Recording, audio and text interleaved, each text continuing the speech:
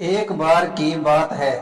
कबूतरों का एक झुंड भोजन की तलाश में उड़ा जा रहा था। झुंड का नेतृत्व उनका राजा कर रहा था। लंबी दूरी तक उड़ने के कारण कबूतर थक गए थे।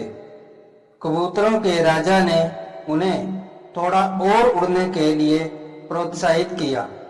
कबूतरों में से एक ने गति बढ़ाई और बरगद के वृक्ष के नीचे कुछ चावलों के दाने फैले हुए देखे। भोजन पाकर सभी कबूतर प्रसन्न थे। वे खुशी खुशी भूमि पर उतर गए। जैसे ही उन्होंने दाने चुगने आरंभ किए, एक बड़ा सा जाल उनके ऊपर आ गिरा और वे सभी उसमें फंस गए।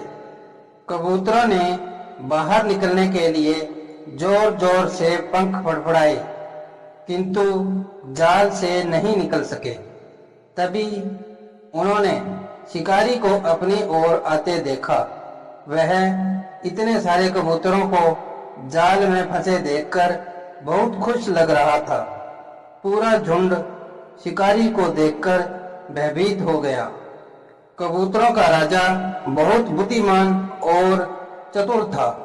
उसने धैर्य बनाए रखा और इस विपत्ति से बाहर निकलने की एक योजना बनाई।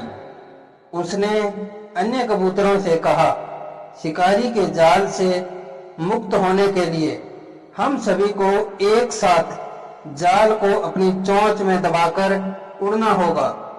एकता में बल है। हम अपने अगले कदम के विषय में बाद में निर्णय करेंगे। अब आओ एक साथ उड़ें। राजा की बात सुनकर प्रत्येक कबूतर ने विशाल जाल का एक एक भाग चोंच में पकड़ा और वे एक साथ उड़ चले। उनके साथ जाल भी उड़ गया। शिकारी कबूतरों को जाल सहित उड़ते देख हैरान था। वह उनके पीछे पागलों की भांति चिल्लाता हुआ भागा, किंतु उन्हें पकड़ नहीं पाया।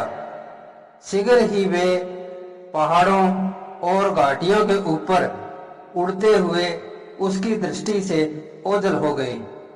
जब राजा कबूतर ने देखा कि शिकारी ने पीछा करना छोड़ दिया है, तो वह अन्य कबूतरों से बोला, अब हम सबको इस जाल से निकलना होगा।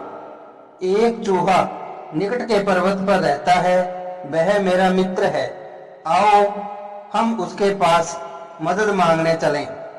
वे एक मंदिर वाले नगर के निकट एक पर्वत की ओर उड़ चले, जहां वह चूहा रहता था।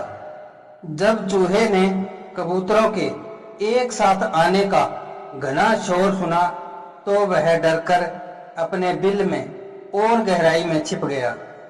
राजा कबूतर ने धीरे से उसे पुकारा, प्रिय मित्र, मैं आया हूँ। राजा कबूतर, हम बड़े संकट में हैं। कृपया बाहर आओ और हमारी मदद करो। राजा कबूतर की आवाज सुनकर चूहा बिल से बाहर आया। उसने राजा कबूतर और उसके मित्रों को जाल में फंसे देखा। चूहे ने कहा, ओह, तुम्हारे साथ यह सब किसने किया?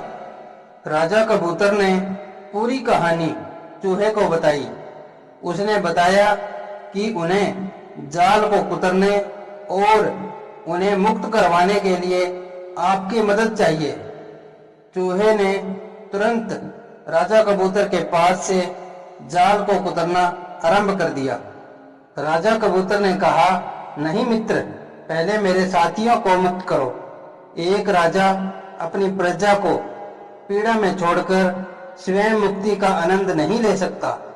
चूहा राजा की भावनाओं को समझ गया और उसकी उदारता के लिए उसकी प्रशंसा की। राजा की इच्छा अनुसार चूहे ने जाल के अन्य भाग पहले कुतरे और एक एक करके राजा सहित सभी कबूतर मुक्त हो गए।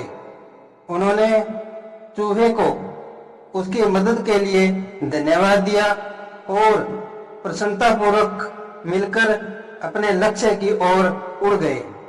इस कहानी से हमें यह शिक्षा मिलती है कि एकता में बल होता है।